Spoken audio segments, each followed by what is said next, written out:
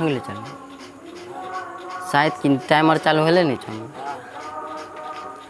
आइए समझते हैं हम लोग डिटेल में पुष्प की संरचना के बारे में हम लोग समझ गए। अब हम लोग जानते हैं जो पुष्प की संरचना है उसमें 4 जो भाग है मुख्य रूप से, उसको डिटेल में समझते हैं और जानते हैं कि उसका वर्णन कैसे करते हैं। तो आइए आगे बढ़ते हैं हम लोग। तो हम लोग समझ रहे थे कि पुष्प की संरचना, हम तुमको बताए पुष्प की संरचना कैसा होता है स्टेप बाय स्टेप, ठीक। अब देखो किसमें लैंगिक जनन होता है, तो जितने भी पादप हैं उस सभी पादप में केवल पुष्पी पादप में लैंगिक जनन होता है। कौन पादप में लैंगिक जनन होता है? पुष्पी पादप, यानी कि फूल वाले पादप में लैंगिक जनन होता है। पुष्प की संरचना हम बता चुके हैं, टॉपिक खत्म हो गया। देखो एक सामान्य पुष्प की संरचना जो होता है कुछ इस प्रकार का होता है ना, समझाने की जरूरी नहीं है। पहला पार्ट को हम लोग समझते हैं। पहला पार्ट है हम लोग का पुष्प की संरचना का बाह्य दल। अब देखो भाई ध्यान से, ये पुष्प में बाह्य दल कहाँ पे है? यह बाह्य दल, बहुत अच्छा। अब जैसे मान लो भाई ये पुष्प है, पुष्पासन से जो निकलता है इसी को हम लोग क्या बोलते हैं? बाह्य दल बोलते हैं ना। लेकिन एक बात ध्यान में रखेगा तुम लोग कि जब ये बाह्य दल, जब पुष्प नहीं खिला रहता है, जब पुष्प, तो ये बाह्य दल ऐसा बिखरा नहीं रहता है, ये बाह्य दल ऐसे रहता है कनियन बनल, समझा? मतलब उसको ढक के रखता है किसको? पुष्प के अंदर जो भी संरचना है। बात समझ में आया? तुम पुष्प के खिलने से पहले देखेगा ना तो यही बाह्य दल है जो कि पुष्प को ढक के रखा हुआ है, और जब पुष्प खिल जाता है तो छितर जाता है ऐसे करके। ध्यान पूर्वक देखना तब समझ। हाँ इसे तो कोनो फूल लेकर के आना 2-4 गो बिना फुलायल और फुलायल हम सब बता देंगे। बात समझा? ठीक। तो ये बाह्य दल समझा क्या है, कैसे है? ये हमेशा हरा रंग का रहेगा। कोनो फूल ले ला लो, दुनिया कोनो फूल सब में कैसा रहेगा? हरा रंग का। आइए समझते हैं बाह्य दल के बारे में। तुमको लिखना कैसे है? पहला पार्ट हम लोग का क्या है? बाह्य दल। बाह्य दल पुष्प का सबसे बाहरी चक्र है कि नहीं है? सबसे बाहरी चक्र बाहर, सब चारों ओर सबसे बाहर उपस्थित रहता है। इसकी संरचना हरे रंग की छोटी पत्ती नुमा होती है ना, पत्ता के आकार का होता है, छोटा होता है, हरा होता है, जिन्हें बाह्य दल या सेपल्स कहते हैं ना। एक रहेगा सेपल, ढेरी है सेपल्स के नाम से जाना जाता है। जब ये संयुक्त होते हैं तो इन्हें दलपुंज कहा जाता है। मतलब एक साथ सब मिला हुआ है तो इसका क्या नाम पड़ गया? इस सब को एक साथ क्या बोलेंगे? बाह्य दलपुंज।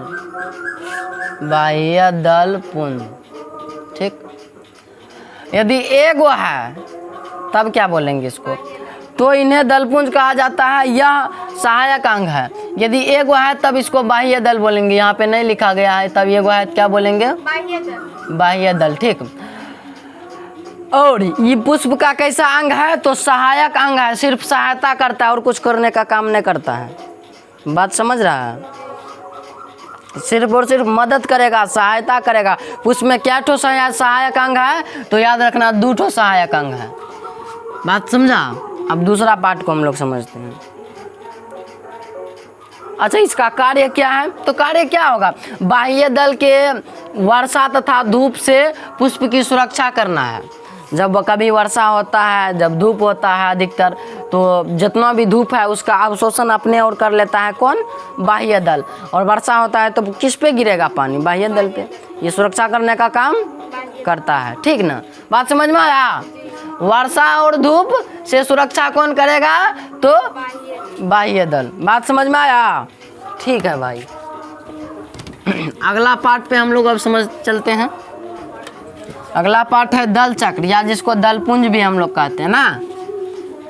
जो दल चक्र है वही तो पुष्प में अनेक रंग का होता है और वही से तो अलग अलग पुष्प हम लोग समझते हैं। बात समझ रहा है ना? ये वाला जो संरचना है, ये वाला संरचना, इसी को हम लोग बोलते हैं दल चक्र। बात समझा? अच्छा इधर बनाते, इधर तुमको दिखेगा।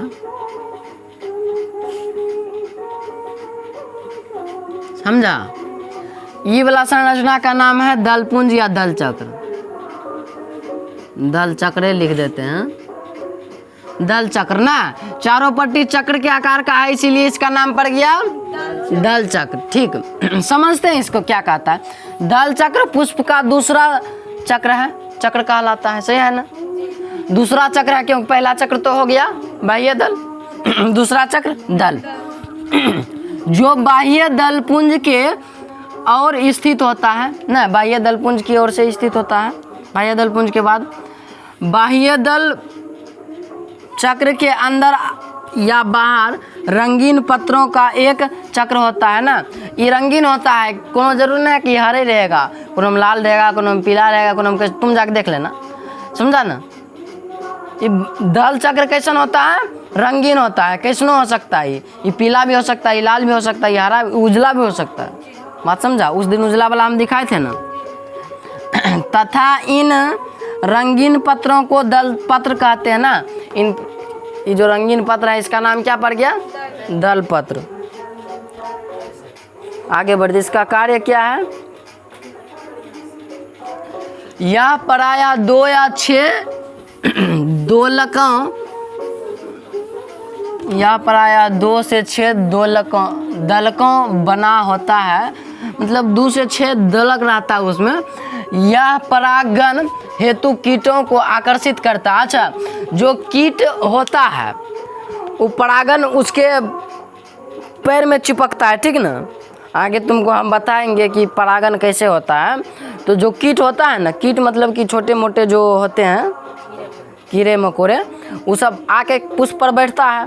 किस लिए बैठता है, उसका सुगंध लेने के लिए। वो रंगीन जो है दल ना, तो जब बैठता है तो ये परागण पर बैठ जाता है, परागण उसके पैर में चिपक जाता है ना, और फिर उड़ उड़ के उधर इधर जाता है तो दूसरे पुष्प पर चल जाता है, वो बैठता है तो फिर दूसरे पुष्प के वो अंडाशय में चला जाता है, तो एक दूसरे से मिल जाता है और वहाँ से फल का निर्माण हो जाता है। ठीक,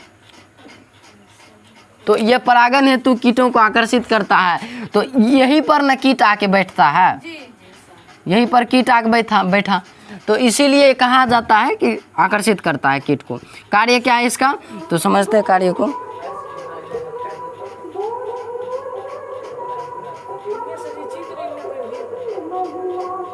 हाँ, ये हुई ना बात नहीं रही। कार्य को समझते हैं हम लोग। ठीक, कार्य कहता है दल के रंगीन होने के कारण कीटों को आकर्षित कर परागण में सहायता करता है। बहुत बढ़िया चीज़ है ये, कि जो भी कार्य है इसमें क्या कार्य करता है, तो जो रंगीन होने के कारण इस पे जो है ना कीट और पतंग जाके बैठता है, और वो कौन सी करता है, पर परागण करता है, या स्वपरागण करता है, या परागण करता है। पर परागण, स्वपरागण, परागण क्या है हम आगे तुमको बताएंगे। तीसरा पार्ट है पुष्प का पुमंग। क्या है, पुमंग। अब इसी पुमंग का दूसरा नाम है पुंकेसर। क्या है, तुम लोग पुंकेसर के नाम से जानता होगा। हाँ, तो पुंकेसर पुष्प का वास्तविक नर जनन भाग है ना। पुंकेसर क्या होता है, नर जनन भाग होता है। ई वाला भाग द्विपालित संरचना तंतुन में आकार का। ठीक, यह पुष्प का तीसरा चक्र है जो नर अंगों का बना होता है। इसमें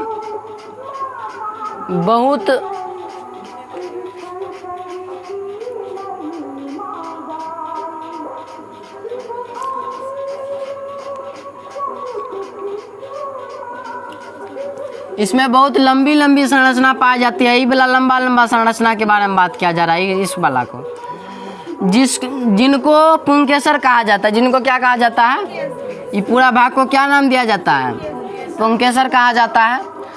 पुंकेसर के एक द्विपालित संरचना होती है। पुंकेसर का एक कैसा होता है, द्विपालित संरचना होता है। जैसे यहाँ पे ही बनाए तो ये वाला संरचना क्या है, 1 और 2, 2 पाली है इसमें, इसीलिए कहा जाता है द्विपालित संरचना होता है। उसे पराग कोश कहते हैं। ये द्विपालित संरचना के इतना तक क्या नाम हो गया, पराग कोश। इधर वाला इस संरचना का नाम क्या हो गया, पुतंतु। ठीक, परागकोश पतले लचीले तंतु के सिरे पर स्थित होते हैं ना।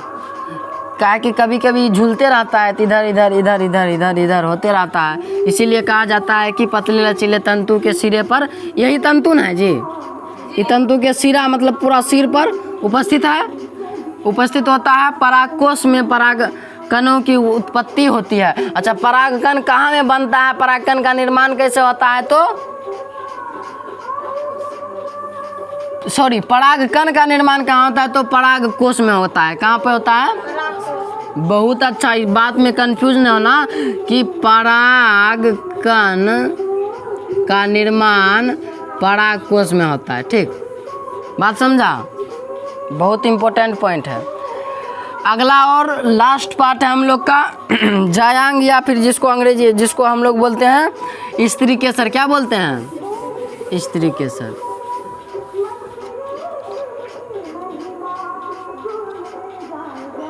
पौधे का मादा जनन अंग ही जायांग कहलाता है। ठीक, पेड़ पौधे में जो मादा जनन अंग होता है उसको क्या बोलते हैं? जायांग बोलते हैं। ठीक, जो पुष्प के बीचों बीच में पाया जाता है। कहाँ पे पाया जाता है? बीच सेंटर पे पाया जाएगा। ठीक, जैसे ई वाला संरचना हो गया था, समझा? ये पुष्प के किस भाग में रहता है? बीच वाला भाग में रहता है। इधर तो रहता है पराग पुंकेसर, इधर रहता है बाह्य दल, इधर रहता है बाह्य दल, यानी कि पुष्प के बीच सेंटर पे क्या है? मादा जनन अंग। इसका क्या नाम पड़ जाता है? जायांग या स्त्री केसर। बात समझ में आया? ठीक है, आगे बढ़ते हैं।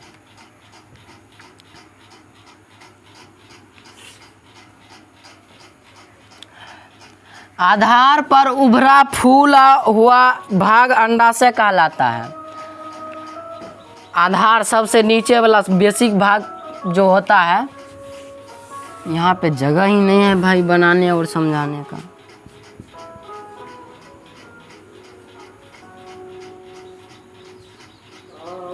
सबसे नीचे जो ये आधार है, ये जो उभरा हुआ भाग है, फूला हुआ भाग, इसको क्या कहा जाता है? अंडाशय। इसका नाम क्या है? अंडाशय। अब इसके आगे बढ़ते हैं। मध्य में लंबा भाग, इसके मध्य में कैसा भाग होता है? लंबा भाग। इसका नाम क्या होता है? वर्तिकाग्र कहलाता है। इसका नाम क्या पड़ जाता है? वर्तिका। ठीक, तथा शीर्ष पर, इसके सिर पर वर्तिकाग्र होता है। वर्तिकाग्र। ठीक, बात समझा? सबसे नीचे उभरा फूला हुआ भाग अंडाशय, उसके ठीक लंबे हुआ संरचना वर्तिका, उसके सिर पर वर्तिकाग्र, यानी कि वर्तिकाग्र, वर्तिका और अंडाशय। ये तीनों क्या है? तीनों मिलाकर कौन जी का निर्माण करता है? पुष्प के स्त्री भाग, जिसको जायांग या फिर स्त्री केसर बोलते हैं ना। अरे भैया, लैंगिक जनन बोले तो मतलब कि दो उसमें भाग होगा, एक तो होगा पुंकेसर, एगो स्त्री केसर। इसमें दो जीव एक के साथ है, नर और मादा ना। अब आगे बढ़ते हैं।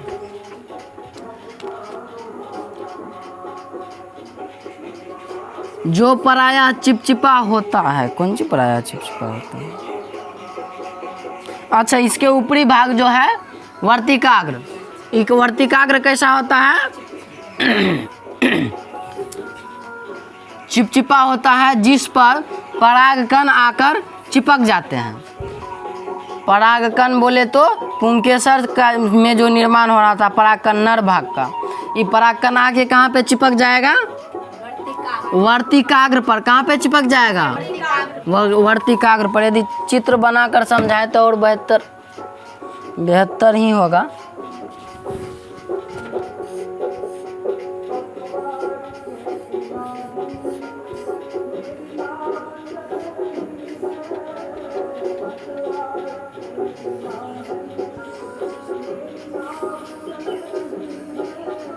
ध्यान से समझो, जगह के कमी के वजह से बढ़िया से नहीं बनाए हैं, ध्यान से खाली समझने का कोशिश करेगा। देखो पुष्प का नर भागी है और मादा भागी है ना। तो नर भाग जब तक मादा भाग तक नहीं होगा तब तक तो निषेचन नहीं संभव है, तब तक तो फल का निर्माण नहीं होगा। तो इसके लिए हमको क्या करना पड़ेगा, नर भाग तो यहाँ है, पराग कोश में, अभी ये तुमको पिछले पार्ट में समझाए थे, पराग कोश में पुष्प का जो नर भाग है पराग कण, क्या है पराग कण, इसको कहाँ आना है, वर्तिकाग्र तक आना है। कैसे आएगा, चाहे जैसे आएगा, लेकिन आना यही है, समझा। तो ये कौन चीज है, पुष्प का मादा भाग वर्तिकाग्र, यहाँ पे आना है। कैसे आएगा, तभी पहले बताया गया कि छोटे छोटे कीट पतंग इस पर आके बैठता है दल चक्र पर, और ये दल चक्र पर बैठता है तो इसके जो होता है मतलब कि पैर गोड़ जो होता है उसमें चिपक जाता है परागकण, क्योंकि इस पे बैठेगा तो इस पे परागकण रहता है, ये परागकण उसके गोड़ उड़ में चिपक जाता है पैर में। और जब उड़ करके इधर उधर जाता है तो इधर जैसे उड़ करके इधर बैठेगा तो इधर चिपक जाएगा परागकण, बात समझ रहा है, इधर चिपक जाएगा परागकण, तो अब जा करके यहाँ परागकण तो आ गया, अपना काम हो गया, चाहे जैसे हो, यहाँ से आता है और यहाँ पे हो जाता है निषेचन, बात समझा। यहाँ ना आता है, यहाँ से फिर यहाँ आता है अंड कोशिका में, इसके अंदर मादा भाग का नाम है अंड कोशिका ना।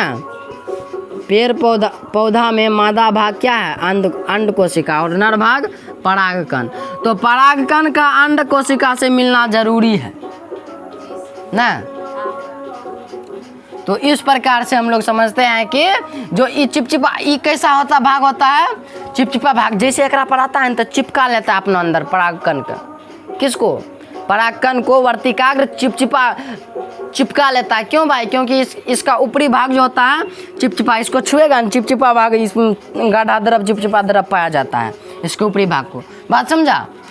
तुम जाके देख लेना, चिपचिपा होता है जिस पर परागकण आकर चिपक जाता है ना। अंडाशय में बीजांड, अब अंडाशय निचले भाग को, उभरा हुआ भाग को कह रहे हैं, कह रहे हैं कि नहीं कह रहे हैं। अंडाशय में बीजांड होते हैं और प्रत्येक बीजांड में एक अंड कोशिका, भी बताएं तुमको, प्रत्येक बीजांड में एक अंड कोशिका, ये बीजांड है, बीजांड में क्या पाया जा रहा है, अंड कोशिका होता है। और इस प्रकार से हम लोग समझते हैं कि पुष्प में परागन होता है, लेकिन परागन क्या है। अच्छा, उससे पहले एक और छोटी सी बात जान लो कि रासायनिक अनुवर्तन हम तुमको बताए थे पिछला चैप्टर में, अनुवर्तन नहीं बताए थे। तो पेड़ पौधा में जो ऊपर से नीचे की ओर आ रहा है ना, तो ऊपर से नीचे की ओर आने की प्रक्रिया, और किसमें, पेड़ पौधा में परागकण का अंड कोशिका तक आने की क्रिया को हम लोग रासायनिक अनुवर्तन कहते हैं। देखो यही लिखा होगा, पराग नलिका, ये जो आ रहा है ना, इसका रास्ता को क्या नाम है, पराग नलिका, ठीक ना। पराग नलिका में परागकणों की जो गति होती है, जो जा रहा है, स्थिर तो नहीं है, जा रहा है तो गतियन कर रहा है, जो गति होती है उसे रासायनिक अनुवर्तन कहते हैं, बात समझ में आया। रासायनिक अनुवर्तन खत्म। 2 नंबर में पूछता है परिभाषा इसका, इसीलिए कोई बड़ी बात तो नहीं था, लेकिन जानना जरूरी था। परागन को समझते हैं, यहाँ पे ई वाला न लगेगा। परागन को क्या है इसको समझते हैं। अभी ये तुमको हम बताए कि भाई पराग कोश से वर्तिकाग्र तक आने की क्रिया को परागन कहते हैं। परागन कहीं और से नहीं आता है। जब पराग कोश से परागकण और वर्तिकाग्र तक पहुंचता है तो यहाँ से यहाँ स्थानांतरण की क्रिया को परागन कहते हैं। क्या कहते हैं? चाहे ये पुष्प से दूसर पुष्प पे काहे न चल जाए, चाहे पुष्प पे से इसी पुष्प पे काहे ना आ जाए, बात समझा। होगा परागन ही, और चाहे वो अलग अलग हो, चाहे स्वपरागन हो चाहे पर परागन हो, बात समझा। यदि एक ही पुष्प से एक ही पुष्प के वर्तिकाग्र तक आ जाता है तो उसको हम लोग बोलते हैं स्वपरागन। यदि एक पुष्प से दूसरे पुष्प पे चला जाए तो उसको हम बोलेंगे पर परागन, क्योंकि पर यानी कि दूसरे से होगा, बात समझा। यानी कि अपने पुष्प से यदि अपने पुष्प पर आया तो यहाँ लव मैरिज कर लिया, यदि अपने पुष्प से दूसरे पुष्प पर चल गया तो अरेंज मैरिज कर लिया। बात समझा? अभी समझिएगा और डिटेल में। परागन है क्या, इस किताब क्या कहता है, सॉरी नोट्स क्या कहता है उसको पढ़ते हैं।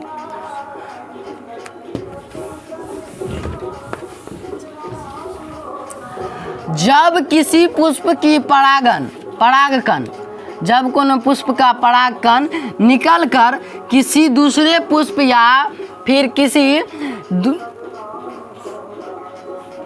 दूसरे पुष्प या किसी दूसरे पौधे के पुष्प तक पहुंचता है तो इस क्रिया को परागन कहते हैं। अभी हम तुमको बताएं।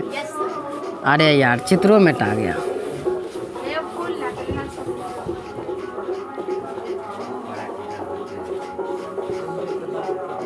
चित्र में समझ जाएगा न, फूल में भी समझ जाएगा।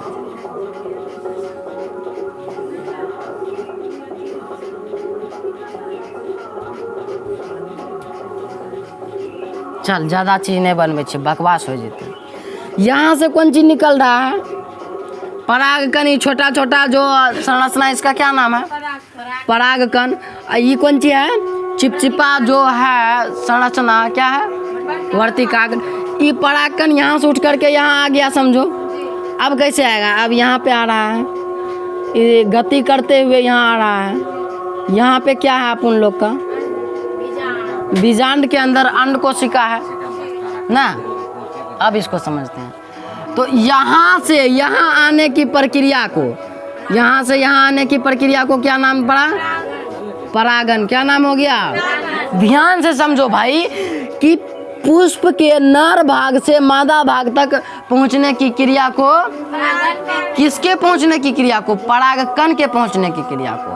जब पुष्प के नर भाग यानी कि पुंकेसर के में परागकण का स्त्रीकेसर के वर्तिकाग्र तक पहुंचने की क्रिया को परागन कहते हैं। क्या कहते हैं? परागकण और परागन में बहुत अंतर है भाई। परागकण तो पुष्प का नर भाग है, अब परागन तो पहुंचने की क्रिया का नाम दिया जा रहा है। समझो बात को कि परागकण पुष्प का नर भाग है और इसी के पहुंचने की क्रिया को नाम दिया जाता है परागन। परागन है और एगो परागकण है, तो दोनों में अंतर है। कभी कभी कंफ्यूज हो जाता है बच्चा लोग कि ज़्यादा अंतर देखो है ना, परागन और परागकण। परागकण तो इससे निकलता है, यही परागन नहीं यहाँ पहुँचता है तो कहला जाता है परागन। अभी परागन का भी कुछ प्रकार होता है, क्या होता है समझते हैं?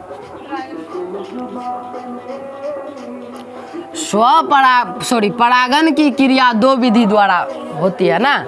दो विधि है परागन का, एक होता है स्वपरागन, एक होता है परपरागन। अब इसके नामे से परिभाषा क्रिया है। स्व मतलब कि अपने पौधे से मिलकर करेगा तो स्वपरागन होगा, और दूसरे पौधे से मिलकर करेगा तो परपरागन होगा। स्वपरागन क्या कहता है? जब परागन की क्रिया किसी पुष्प के परागकोश से निकल करके, किसी पुष्प के परागकोश से परागकण निकल कर उसी पुष्प के, यदि इसी पुष्प से परागकण निकला और इसी पुष्प के वर्तिकाग्र इसी पुष्प पर पड़ता है, इसी पुष्प पर पड़ेगा तो कौन सी पर पड़ेगा? वर्तिकाग्र पर पड़ेगा। इसी पुष्प पर पड़ता है तो यह क्रिया स्वपरागन कहलाता है।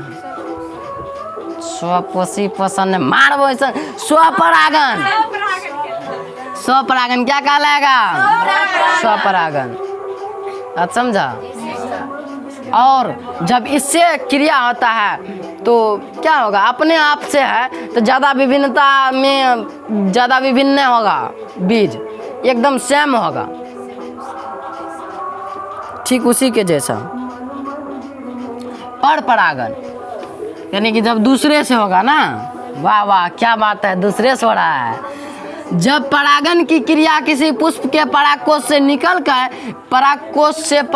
परागकण निकलकर किसी दूसरे पुष्प के, मतलब एक पुष्प से निकला अब दूसरे पुष्प में चला आया ना,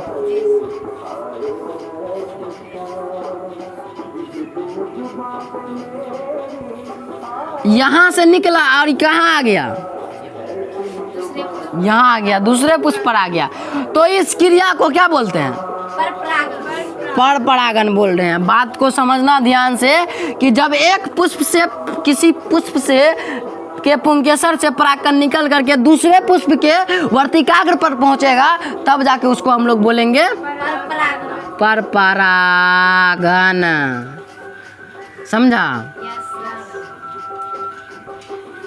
इस क्रिया को हम लोग नाम दे रहे हैं परपरागन। यदि यहीं से यहीं आ जाएगा तो इसको नाम देंगे स्वपरागन। बात समझा? बहुत बढ़िया पॉइंट है, समझने का कॉन्सेप्ट है यहाँ पे। समझ गया, चित्र भी देख के समझ जाओ।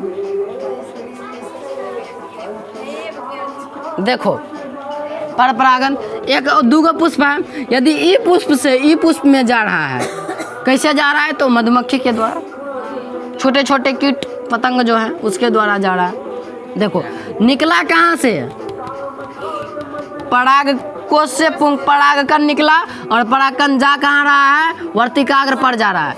कभी कभी ना तुम लोग कन्फ्यूजिया जाता है कि साला ये पराग कोशे पर जाएगा, नहीं भाई ये वर्तिकाग्र पर जाएगा।